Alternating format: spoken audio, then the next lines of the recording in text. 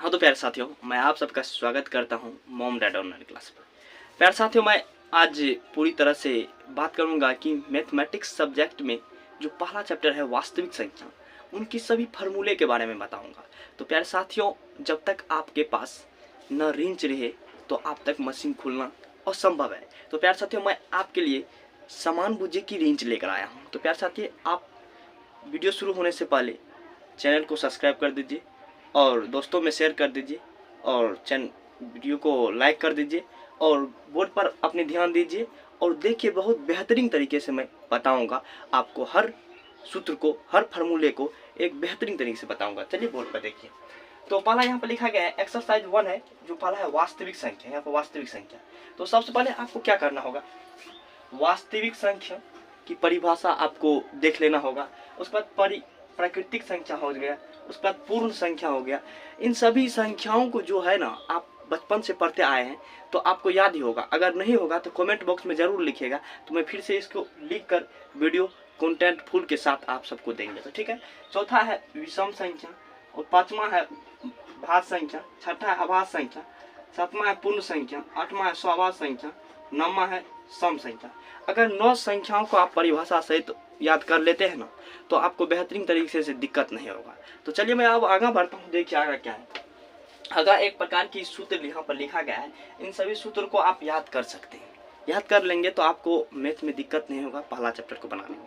ठीक है। देखिए सबसे पहले यहाँ पर लिखा है भाज्य। तो भाज्य बराबर क्या होता है, भाजक गुना भागफल प्लस शेष होता है। ठीक है। उस बात आगे चलिए। आप देखिए भाजक जो है, अब भाजक बराबर क्या होगा, तो भाजक बराबर क्या होगा। चलिए यहाँ पर हम जब भाजक यहाँ पर से यहाँ पर दे दिए, तो अब देखिए तो क्या होगा।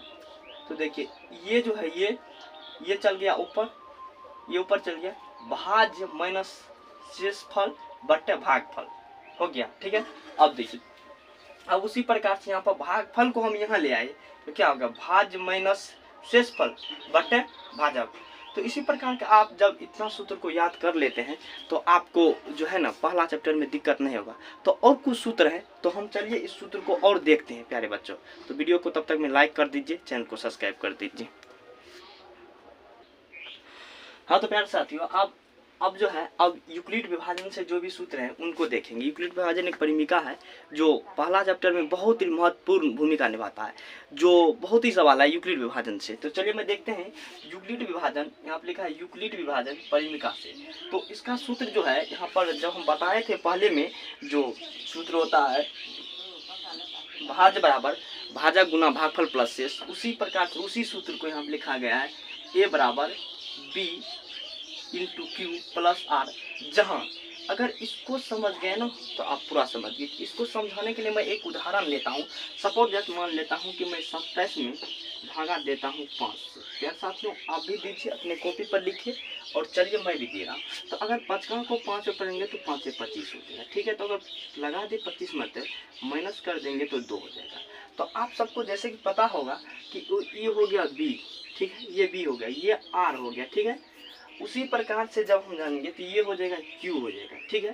क्यू हो जाएगा तो ये क्या हो जाएगा, ये हो जाएगा ई, ये हो जाएगा ए जो हो जाएगा, ये हो जाएगा, ये हो जाएगा भाजक, 27 हो जाएगा भाज्य, सॉरी 27 हो जाएगा भाज्य।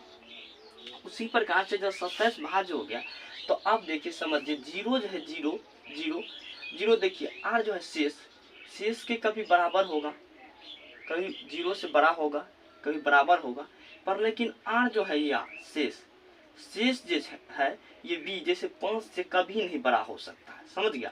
इसका मतलब जीरो से कभी ये आर जो है, जीरो से आर कभी बड़ा होगा, कभी बराबर होगा उस प्रकार, लेकिन ये आर जो है, आर कभी बी से बड़ा नहीं होगा। इसी प्रकार से समझ सकते थे, ये समस्या था।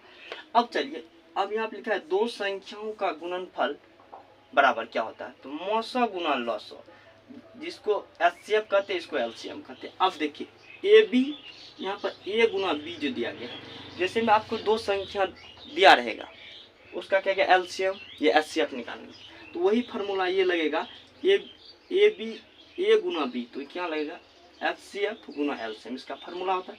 आपको ए दिया रहेगा बी निकालने के लिए, क्या कभी एलसीएम दिया रहेगा, कभी एचसीएफ निकालने के लिए कहेगा। तो इसी प्रकार से पहला चैप्टर की फार्मूला की मैंने और प्रकार सभी प्रकार से मैंने बताया। तो प्यारे दोस्तों, आप सबको वीडियो अच्छा लगा होगा तो ज़रूर वीडियो को लाइक कर दीजिएगा, चैनल को सब्सक्राइब दोस्तों में शेयर कर दिए।